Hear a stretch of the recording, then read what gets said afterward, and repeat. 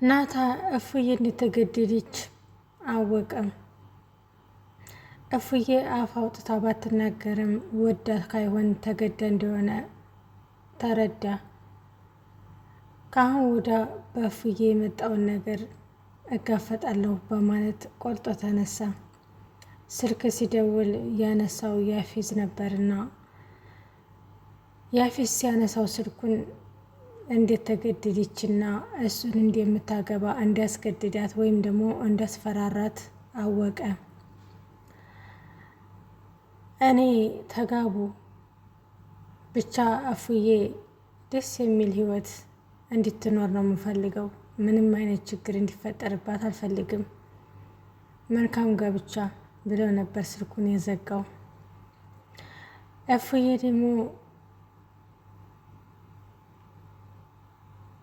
ያፌዝ እንዲተኛ እሷ በጨለማ ወደ ቤት ስትገባ አያት። ተገዳም እንደሆነ ያፌዝ ስላወቀ አሁን ላይ በእፉዬ የመጣውን ነገር እንዲጋፈጥ ቃል ገባ። አሰላሙ አለይኩም ወረህመቱላሂ ወበረካቱሁ። ውድና የተከበራችሁ የቻናል ቤተሰቦች እንዴት ናችሁ? ደህና ናችሁ? እኔ ያለው በጣም ደህና ነኝ። ለዚህ ለቻናል አዲስ ሆናችሁ ሰብስክራይብ ያደረጋችሁ ቤተሰብ ሁኑ። ነበር ላይክ፣ ሼር ያደረጋችሁ ስለምታበረታቱኝ እጅግ እናመሰግናለን።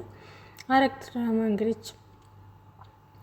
ክፍል 66 እንደቀጠለ ነው ማለት ነው። እፉዬ ያፌዝን የምታገባው ተገዳ እንጂ ወዳ እንዳላደለ አፍቅራው እንዳላደለ ያፌዝ አወቀ። ያፌዝ ስልክ ሲደውል እሷ አላነሳችውም ነበር፣ ያነሳው ያፌዝ ነበር።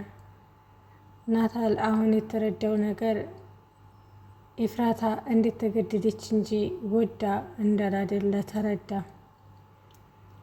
እፉዬ አፍ አውጥታ ባትናገርም ተገዳ እንደሆነ ሁሉም ተረዷት። ከአሁን ወዳ በእፉዬ የመጣው ነገር እኔ መጋፈጥ አለብኝ።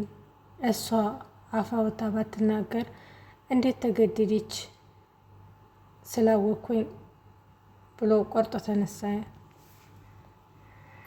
ያፌዝም እተኛበት ላይ ጥላው ስለሄደች በጣም ተናደደ። እራት እየበሉ ያለ ስልክ ሲደውል ስልኩን እሷ ካይሆን ያፌዝ ነበር ያነሳው። ናታልም ይሄ ስልክ ሲነሳ እንዳስገድዳት አወቀ። ያፌዝም ብዙ ነገሮችን በዚህ በጨለማ አሁን ላይ ወደ ቤት እንዳትሄጂ፣ አሁን ስለመሸ ነገ ጧት ትሄጃለሽ ብለው ይፍራታን አላት። ይፍራታም እሺ ብላ የእንቅልፍ መድኃኒት ሰጥታው ተኛ። በዛን ሰዓት ይፍራታ ወጥታ በጨለማ ወደ ቤት ሄደች። ወደ ቤት ቀስ ብላ ሄዳ ስትገባ ያፌዝ ናታ አያት። እንዴት ተገደደችና ወዳ እንዳልሆነ አወቀ። ከአሁን ወዳ ይፍራታ ምንም ነገር አልጠይቃትም፣ እኔ ችግሯን እጋፈጥላታለሁ በማለት ተንቀሳቀሰ። ምክንያቱም ይፍራታ እስካሁን ድረስ ተገዳ እንዳላደለ ወዳ እንደሆነ በጣም እንደምታፈቅረውና በመላመድ የመጣ ፍቅር እንደሆነ ነበር ያስረዳችው ለናታል። ናታል ግን ምንም ሊረዳት አልቻለም ነበር። ይህን ሁላ የምታደርገው ለናታ እስር ቤት እድሜ ልክ እንዳይገባ ነው። ራሷ ናታ ባመጣው ችግር እኔ ራሴ እወጣለሁ ብላ ለማንም ሳትነግር እንደወደደችውና እንዳፈቀረችው ነግራ ሊጋቡ 8 ቀን ቀርቷቸዋል። አሁን ላይ ግን ናታል ስለነቃ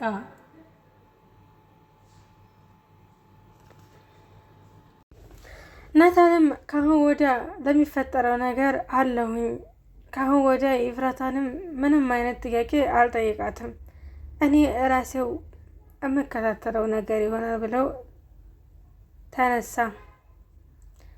ያፌዝም ተተኛበት ብን ሲል ኤፍራታ እንድለች ሲያውቅ ስልክ ደወለ። ስልክ ሲደወል ግን ያነሳው ናታ ነበር። እንዳስገደድካትና ወይም ደግሞ አንተን እንድታገባ ያደረካት አንተ ነህ ብሎ ጠየቀው። ወዳና ፈዳ ነው እንጂ አንተን ስለማትፈልግ ነው እንጂ እኔ እንኳ አስገድጃት አይደለም። አሁን ላይ ግን አንተን ምንም አይነት ለአንተ ፍቅር የላትም። አሁን እኔም በጣም ትወደኛለች፣ እኔም እወዳታለሁ። ባህሪም የበፊቱ አይደለም ተቀይሯል በማለት ያን ስልክ ዘጋው። ናታልም አሁን ላይ ለኤፍራታ የሚመጣባትን ነገር ሊዋጣ ራሱን ቃል ገባ። ኤፍራታ ግን አሁን ላይ ማንንም ማውራት አትፈልግም። ምክንያቱም የሰርጓ ቀን የቀረው የተወሰነ ቀን ነው። እራት እየበሉ እያለ አጋዥ እንዲያመጣላት ምግቡ ይስማማሻል ብሎ ጠየቃት።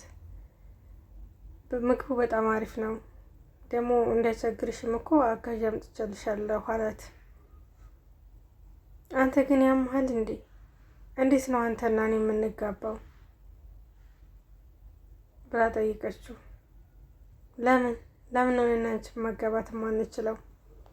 እኔ በጣም ወድሻለሁ። ታሁን ወደ አንቺ ደስ ያለ ህይወት እንደምትኖሪ ተስፋ አደርጋለሁ በማለት ያንን እራታቸውን በልተው ወደ ቤት እንዳትሄድና እንዲሁም ደግሞ አብረው እንደሚያድሩ ቃል ጠየቃት። እኔ ማደር የለብኝም እሄዳለሁ አለች። መሽቶም ስለነበረ መተኛት አለብን ብሎ ሄዶተኛ የእንቅልፍ መድኃኒት ትሰጠውና እሷም ወደ ቤቷ ሄደች። እሷ ወደ ቤት ሄዳ ኤፍራታም ወደ ቤት ሄዳ ቀስ ብላ ወደ ቤት ስትገባ ናታያት።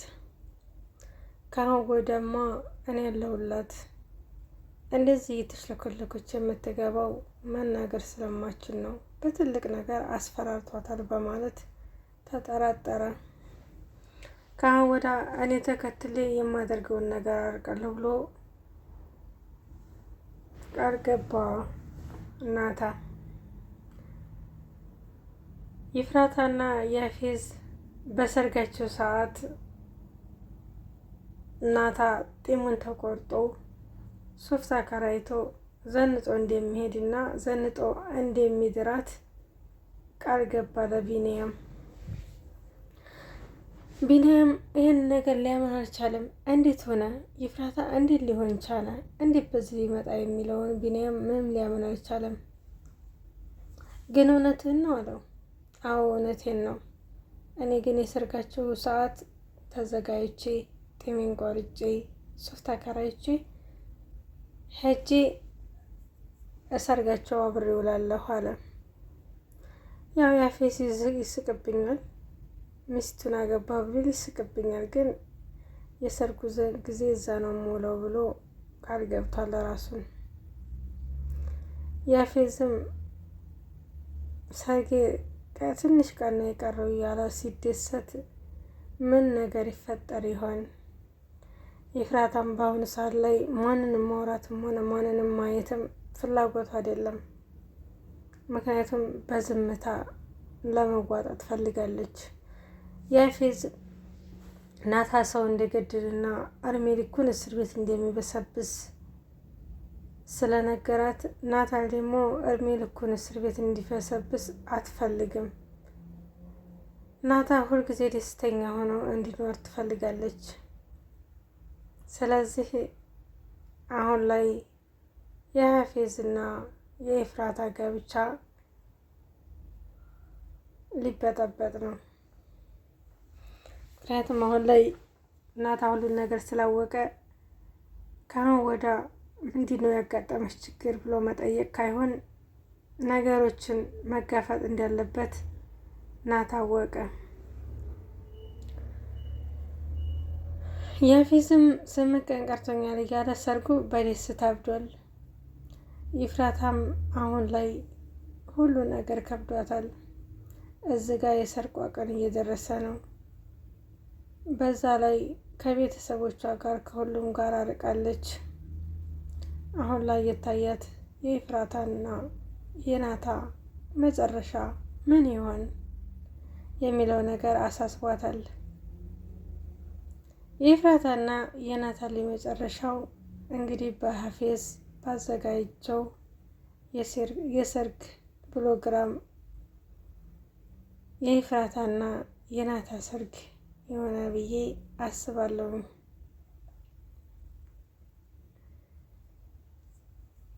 የናታና የኤፍራታ ታሪክ ሁሌ ብስቁልቁል ያለ ነው።